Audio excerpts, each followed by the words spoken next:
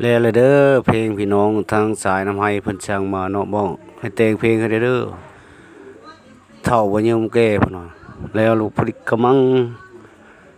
ยังคาเวียกคาหยังในก็เลยบ่มีเวลาช้าแน่หน่อยหนึงก็บ่เป็นหยังเนาะแล้ว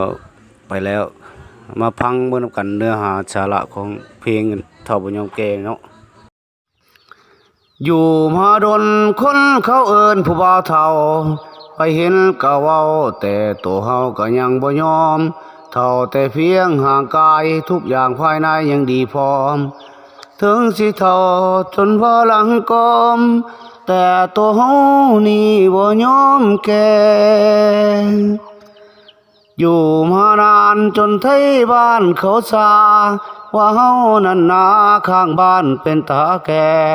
ไผว่าข่อยเฒ่านี่บ่ยอมแท้ๆเอิ้นวัยรุ่นใหญ่ใครแน่